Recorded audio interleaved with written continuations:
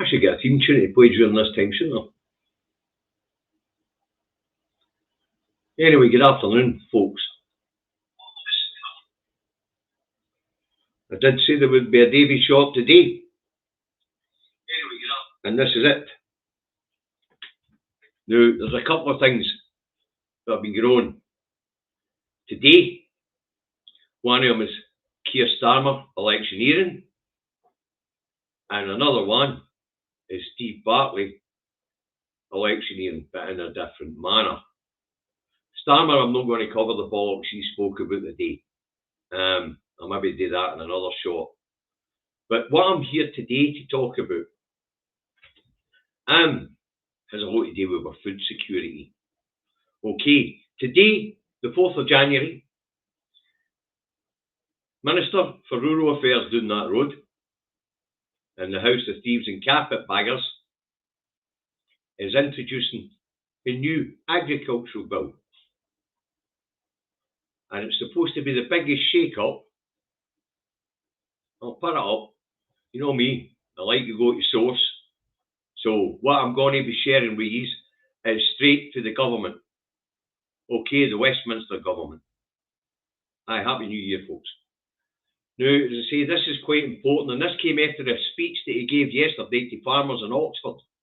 We'll get to that in a wee minute, but we'll put this up.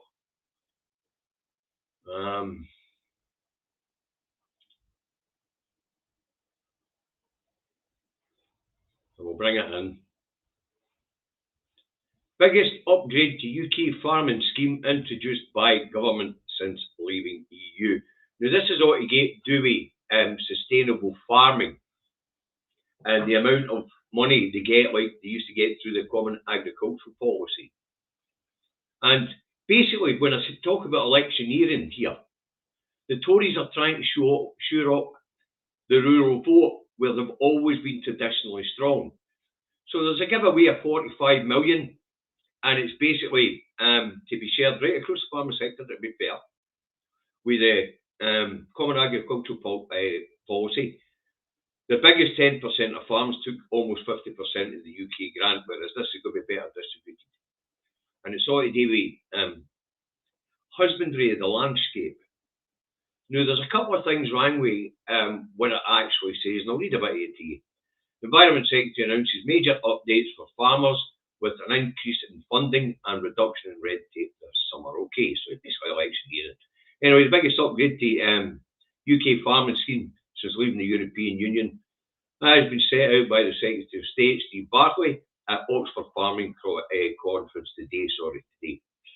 And the updates include funding uplifts, streamlined application processes, enhanced environmental incentives, and support for the rollout of new technologies. And these will provide further support for British farmers. But that's not true. That isn't true. Because agriculture's devolved to Scotland and Wales. So the document's misleading for a start. Anyway, under the agricultural transition, new farming schemes are paying farmers to take action to boost sustainable food production while delivering positive outcomes for the environment. All right, they also want the yields up. But while wanting the yields up, the improvements will include a 10% increase in the average value of agreements and the Sustainable Farming Initiative or Incentive, a streamlined single application process, around 50 new actions that farmers can get paid for across the time, and enhanced funding per hectare, depending on what sort of sustainable use you put it to, whether it's a sustainable grasslands, protecting wetlands, or whether it's providing environment, say, for endangered species of a animal. All very wonderful stuff. But as I say, it's a giveaway.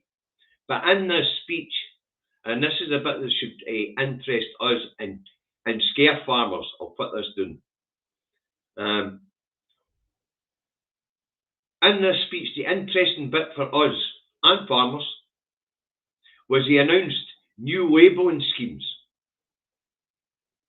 for UK farmers to protect them from less well-produced produce coming to the UK market.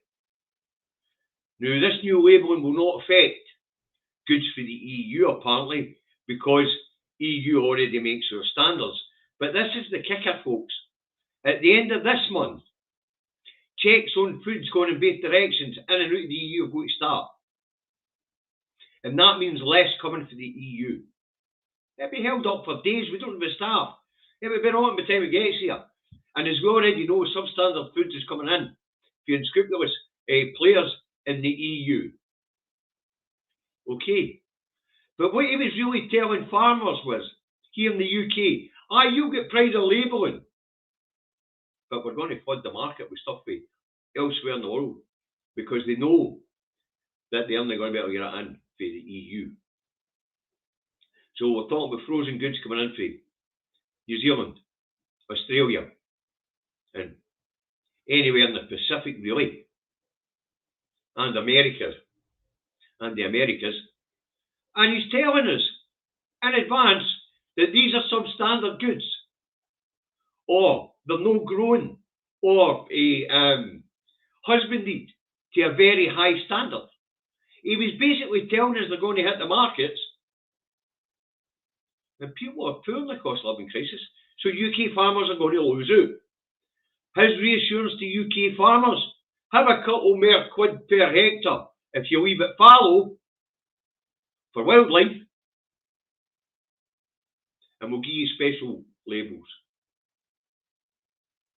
The other thing that was hidden behind it was, he was telling retailers and frozen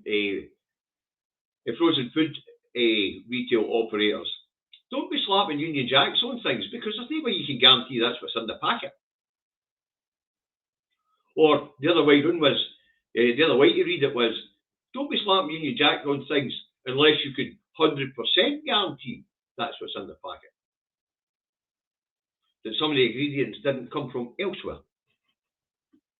So there's going to be a crackdown on labelling, apparently. But the real kick behind this, and the real reason for this speech, was tidbits for the farmers, because there's an election coming up, and to warn the farmers and us that the market is about to be flooded by substandard food goods to the Americas and elsewhere in the Pacific Rim. So that's it, it's official. Bill announced today they're going to allow substandard or less well produced goods into the food market.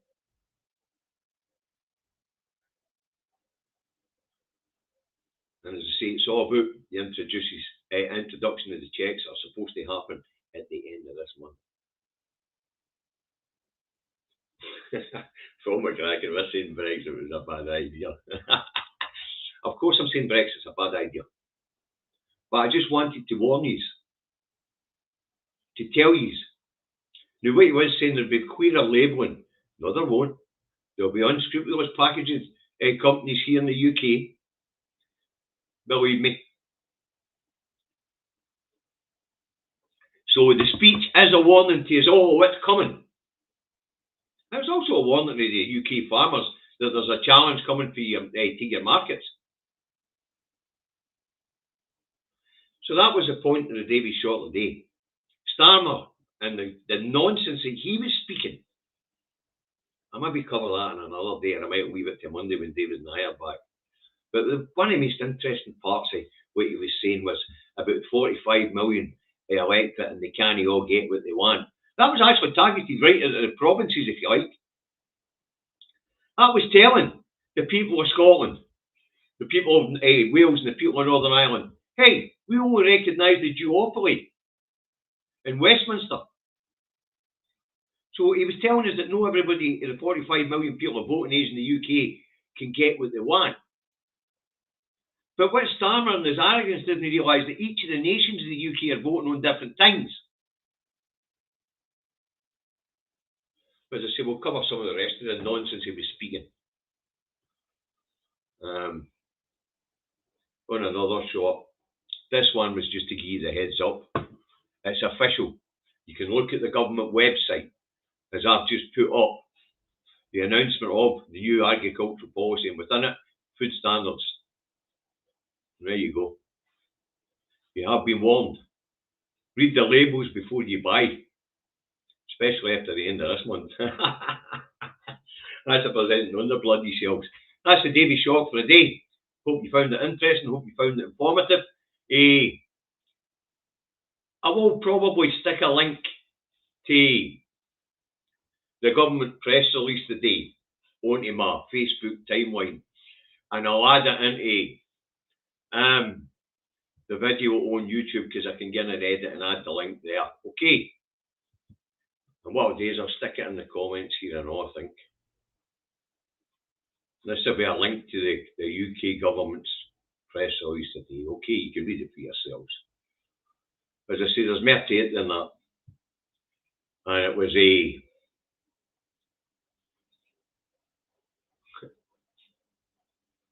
paste. There we go. There's the link.